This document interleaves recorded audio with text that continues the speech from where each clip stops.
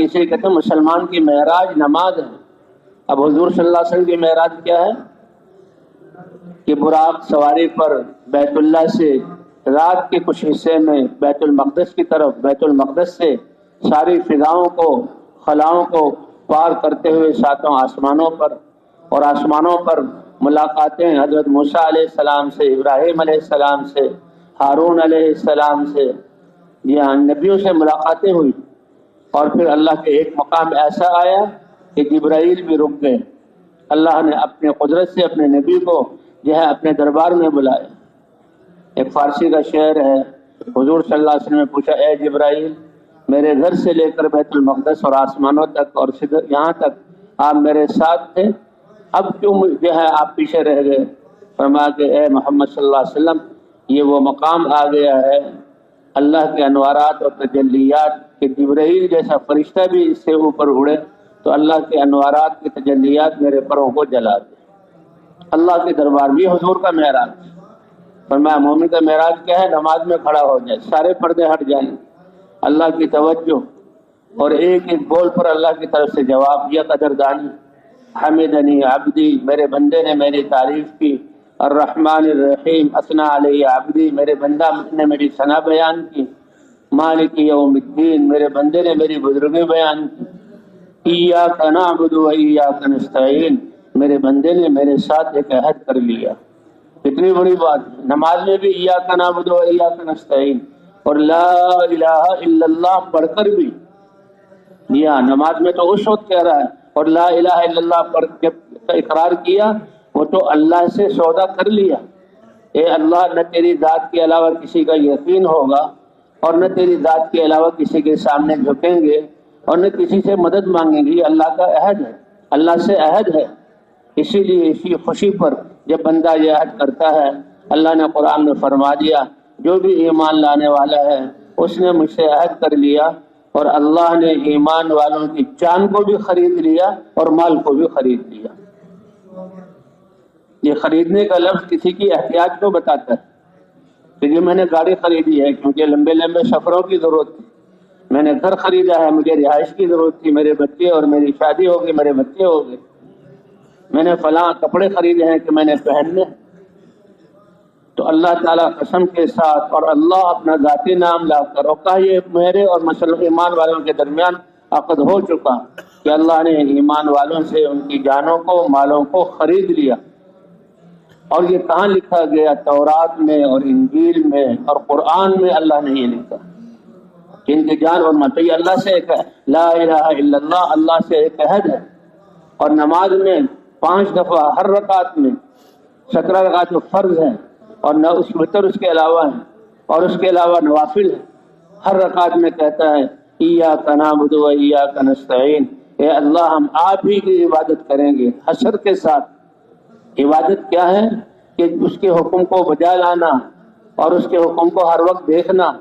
اور آپ ہی سے ہر حال میں مدد مانگیں گے۔ اور اس سب کے بعد اب اللہ کیا فرماتے ہیں کہ بندے نے مجھ سے عہد کیا اور یہ معاملہ میرے اور بندے کے درمیان ہے، وَلَهُ مَا سَأَلَ، اور بندہ اب جو مانگے گا وہ میں اس کو عطا کروں گا۔ اور مانگنے کے بعد مجھے یہ بھی اللہ ہی نے بتایا کہیں دنیا کی چیزیں نہ مانگے، اپنی جو وقتی حاجتیں اور تکلیفوں سے جو ہے دعا نہ کرے، بلکہ سب سے بڑی دعا، سب سے اہم ضرورت، اہدنا الصراط المستقیم، اے اللہ ہمیں سیدھا راستہ دکھلا دے، سجھا دے، سمجھا دے اور اس پر چلا دے۔ صراط الذین انعمت علیہم، ان لوگوں کا راستہ جس پر آپ کا انعام ہے۔ اسی لیے شروع میں عرض کیا گیا کہ انسان زندگی گزارنے میں 2 طرح ہے، ایک وہ زندگی گزارتے ہیں جس سے اللہ راضی ہوتا ہے، اور یہ نبیوں والی زندگی ہے، یہ آدم علیہ السلام کی زندگی ہے، یہ ابراہیم علیہ السلام کی زندگی ہے، یہ ہود علیہ السلام کی، صالح علیہ السلام کی، موسیٰ علیہ السلام کی، عیسیٰ علیہ السلام کی، ابراہیم علیہ السلام کی زندگی ہے کہ جو اللہ کو راضی کرنے والی ہے۔ صراط الذین انعمت علیہم، ان لوگوں کا راستہ جس پر آپ نے انعام کیا، اور جن پر انعام کیا ان میں سب سے پہلے اور پہلی صف میں حضرات انبیاء کرام ہیں کہ جن کا سب کچھ انسانیت کو راہ دکھلانے میں اور اللہ سے ملانے میں لگا۔ اور دوسرے نمبر پر صدیقین ہیں پہلی امتوں کے انبیاء کی امتوں میں صدیقین وہ جو سب سے آگے دین پر چلنے میں اور دین کے لیے لگانے میں سب سے آگے ہوتے تھے، اور حضور صلی اللہ علیہ وسلم کے سارے صحابہ صدیقین ہیں، اور سب سے بڑے صدیق وہ حضرت ابوبکر صدیق رضی اللہ تعالی عنہ ہیں۔ تو کتنی بڑی دعا ہے ہدایت کی، اے اللہ ہمیں راہ دکھا ان لوگوں کی جن پر آپ نے انعام کیا، انبیاء اور صدیقین، اور تیسرے نمبر پر شہداء جنہوں نے میدانوں میں اپنی جان بھی تیرے دین کو زندہ کرنے کے لیے دے دی، تیرے دین کے لیے انہیں جانے دی، والصالحین، اور آخر میں جو نیک زندگی گزارنے والے ہیں۔ تو بھائی حضرات انبیاء کرام والی کہ انبیاء کرام پوری زندگی لگاتے تھے، یا قوم انی لکم ناصح امین، اے میری قوم میں تمہارا بڑا ہمدرد اور خیر خواہ ہوں، اور اللہ نے جو امانت دین کی دی ہے اس کے پہنچانے میں امانت دار ہوں۔ جب سے نبوت ملتی اور جو ہے اللہ کے پاس بلائے جانے تک، موت تک وہ دعوت دے رہے ہیں اور اپنا سب کچھ جو ہے قوم پر لگا رہے ہیں، سب کچھ قوم پر لگا رہے ہیں۔ سب سے آخر میں سارے نبیوں کے سردار حضرت محمد صلی اللہ علیہ وسلم ساری کائنات اور ساری انسانیت اور جنات کے لیے، سارے زمانوں کے لیے اللہ نے نبی اور رسول بنا کر بھیجا۔ تو حضرات انبیاء کرام والی زندگی، حضرت یوسف علیہ السلام کو کے ساتھ بھائیوں نے کیا معاملہ کیا؟ 11 بھائی تھے کہ کنویں میں ڈالا،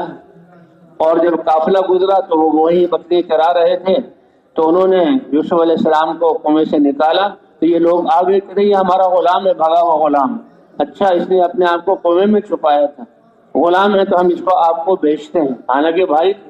کتنی بڑی زیادتی کی، اور اس سے پہلے مارا پیٹا، اور پھر یوسف علیہ السلام مصر میں لائے گئے اور عزیز مصر کے گھر رہے، پھر جیل میں جانا پڑا، اور وہاں سے اللہ نے بادشاہت تک پہنچایا، بادشاہ بن گئے، سارے علاقوں میں قحط آ گیا، بھائی جو ہے لینے کے لیے آئے غلہ، تو جیسے سب کو دیا بھائیوں کو بھی دیا، اور جب دوبارہ آئے تو پھر ان کو دیا، اور پھر جب یوسف علیہ السلام نے جب ان کو ظاہر کیا، وہ سمجھ گئے کہ آپ ہیں یوسف، کا ہاں میں ہوں یوسف، تو وہ گھبرا گئے، اور وہ ان کے پاؤں تلے کی زمین نکل گئی کہ بچپن سے لے کر اس وقت تک جو ہم نے ظلم کیا یوسف علیہ السلام پر، آج ہمارے ساتھ کیا ہوگا؟ لیکن یوسف علیہ السلام نے فرمایا لا تثریب علیکم اليوم، تمہیں ملامت اور طانے والا کلمہ بھی نہیں کہا جائے گا، اور ان کو اپنے ساتھ شریک کیا۔ یہ 11 بھائی تھے، ان کو معاف کیا۔ علماء فرماتے ہیں کہ حضرت محمد صلی اللہ علیہ وسلم نے تو فتح مکہ کے موقع پر سارے کافروں کو معاف کیا، سارے کافروں کو۔ کیا کیا تکلیفیں دی ان لوگوں نے حضور صلی اللہ علیہ وسلم کو، آپ کو بھی ستایا اور آپ کے صحابہ کو بھی ستایا، آپ کے گھر والوں کو بھی ستایا۔ حضرت زینب رضی اللہ تعالیٰ عنہ جو آپ کی صاحبزادی تھیں، جب ان کے دیور ان کو ہجرت کے لیے لے کر نکلے دن میں، تو مکے میں شور مچ گیا کہ یہ کیسے محمد صلی اللہ علیہ وسلم کی بیٹی جو ہے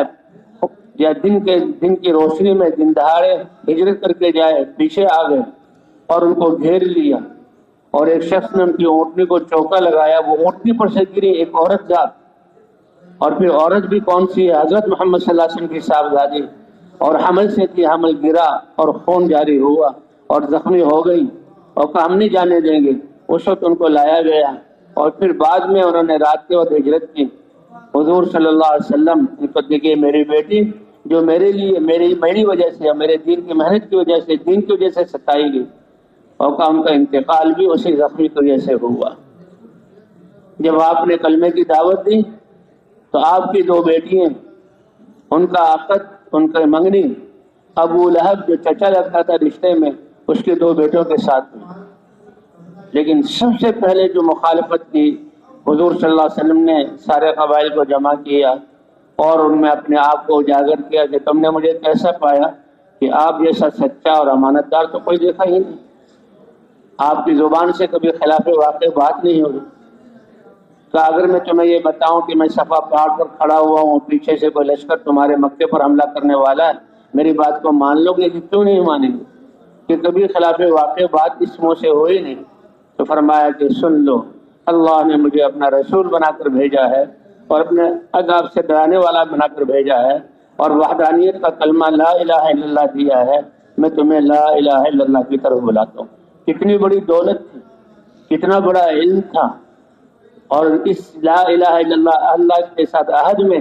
کتنی دنیا کی اور آخرت کی کامیابی ہے۔ اور یہ اپنی قوم ہے، رشتہ دار ہیں،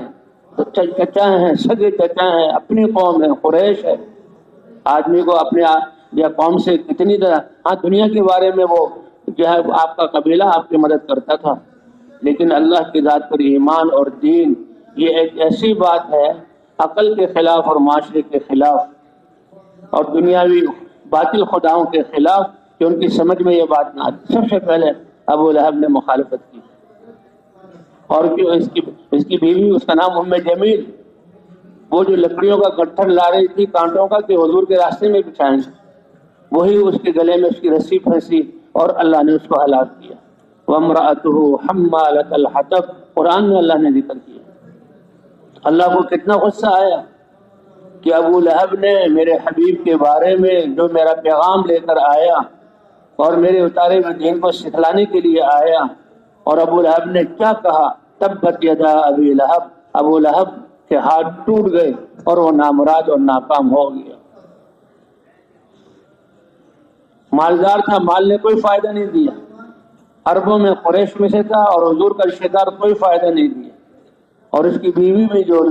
لکڑیوں کا گٹھڑ اٹھائے ہوئے تھی اسی کی رسی اس کے گلے میں فی جیدہا حبل من مسد۔ تو ان دونوں نے اپنے بیٹوں سے کہا، بیٹیاں حضور صلی اللہ علیہ وسلم کی، انسان عام انسان اس کی بیٹیاں اس کی عزت ہوتی ہے، اور ان کی منگنی ہو چکی ہے، دونوں نے آ کر حضور صلی اللہ علیہ وسلم کی شان میں گستاخی کی اور جو ہے طلاق دے دی۔ اور یہ سب کس وجہ سے کہ امت تک دین پہنچ جائے، امت کامیاب ہو جائے۔ حضرات انبیاء کرام ہر اعتبار سے قربانیاں دیتے تھے، اپنا سب کچھ لگاتے تھے، اور یہ اللہ کے رسول صلی اللہ علیہ وسلم ایک نے تو حضور کی شان میں اتنی گستاخی کی، حالانکہ وہ داماد اور پھر اللہ کے رسول، لیکن ان بے وقوفوں کو کیا پتہ، ایسی گستاخی کی کہ حضور کے منہ سے نکل گیا کہ اللہ اپنے کتوں میں تم پر کوئی کتا مسلط کر دے۔ تو وہی بیٹا اردن علاقے میں اپنے قافلے کے ساتھ، کیونکہ سردار کا بیٹا تھا، قوم کے لوگ ساتھ تھے، اور اردن کے علاقے میں وہ تجارت کے لیے گیا۔ جب جنگل سے گزر رہے تھے اس نے شیر بھاگتے ہوئے دیکھا، اس نے کہا ہاں محمد کی منہ سے جو بددعا نکلی تھی وہ مجھے لگتا ہے کہ وہ قبول ہو گئی۔ یہ شیر سامنے سے گیا، جو گزرتے ہوئے شیر کے سامنے آنے کا کیا مطلب، لوگوں نے بڑی تسلی دی کہ ہم تمہارے ساتھ ہیں، ایک شیر کیا کر لے گا، ہم اتنے آدمی ہیں۔ اب اس کے دل میں ڈر، اور پھر حضور صلی اللہ علیہ وسلم کی بات کا اتنا یقین، باتوں کا تو یقین کر رہے ہیں اور کہہ رہے ہیں کہ جھوٹ کی بات، لیکن جو یہ لا الہ الا اللہ ان کے باطل خداؤں کے خلاف ان کی نفی اور اللہ کا اثبات، یہ ان کے لیے گراں تھا، اور باپ دادا کے طور طریقوں باطل طریقوں کو چھوڑنا یہ ان کے لیے گراں۔ تو وہ پریشان چیخے مار رہا ہے، تو قافلے نے کیا کیا، گھبرائے نہیں، سارا سامان ایک ڈھیر کی شکل میں جمع کیا، اور بالکل اس کے اوپر بیچ میں اس کے لیے ایک جگہ بنائی کہ تم یہاں سو جاؤ، اور سارے قافلے والے چاروں طرف سو گئے کہ شیر کیسے یہاں تک پہنچ سکتا۔ لیکن وہ اللہ کے رسول کی دل کی آہ تھی، اور آپ کی زبان سے نکلے ہوئے اللہ کی کہ اللہ تجھے اپنے کتوں میں سے کسی کتے کو تم پر مسلط کرے۔ کہتے وہ رات کو شیر آیا، اس نے ایسی گردن لگائی کہ جہاں وہ پڑا ہوا تھا وہیں آ کر اس نے اس کی گردن کو توڑ دیا، اور صبح جب اٹھے تو وہ مردہ ہو چکا تھا۔ تو ایسے حضور صلی اللہ علیہ وسلم کو ستایا گیا، آپ پر، یعنی آپ اتنے نفی جسم والے، آپ کے جسم سے خوشبو۔ وہ تو ابو طالب بھی کہتے ہیں کہ جب میرے گھر میں میرے بچے سوتے تھے اور لمبی راتوں میں بچوں کو اٹھایا جاتا، انسان جب سوتا ہے تو اس کے جسم سے ایک بو، کسی کسی کے منہ سے رال، اور بچوں کے تو منہ سے بھی، ناک سے بھی، آنکھوں سے بھی، سب بچے جو ہے اسی آلائشوں میں کہ ان کو بغیر نہلائے دھلائے کسی کے سامنے پیش نہیں کر سکتے۔ لیکن حضرت محمد صلی اللہ علیہ وسلم کا چہرہ کلی کی طرح کھلا ہوا ہوتا تھا، خوشبودار اور ایسے بچپن میں، اور آپ کے جسم سے خوشبو، آپ چلتے ہوئے کسی بچے کے سر پر ہاتھ رکھ دیتے اور وہ بچہ ماں کے پاس آتا تو اس کے سر کے بالوں سے آپ کے جسم کی خوشبو آتی تھی، اور ماں کہتی بیٹا کیا محمد صلی اللہ علیہ وسلم نے تمہارے سر پر ہاتھ رکھا ہے؟ کہ اماں آپ کو کیسے پتہ لگا کہ ان کے جسم کی خوشبو تمہارے بالوں سے آ رہی ہے؟ حضرت انس کی والدہ ہیں ام سلیم، ان کے گھر پہ حضور صلی اللہ علیہ وسلم آرام کیا کرتے ہیں، اور گرمی کی وجہ سے آپ کی گردن پر پسینے کے قطرے بہتے ہیں، تو وہ اپنے عطر کی شیشی جس میں مشک اور عنبر خالص ہوتا تھا وہ لا کر اس پسینے کے قطروں کو اس میں ڈالتی تھی۔ کسی نے پوچھا ارے یہ کیا کر رہی ہو؟ کہ اپنی اس مشک اور عنبر جو اصلی ہے اس کی خوشبو کو حضور کی خوشبو سے خوشبودار بنا رہی ہے۔ اور ایسی ہستی جب وہ سجدے میں جاتے ہیں تو مذبح خانے سے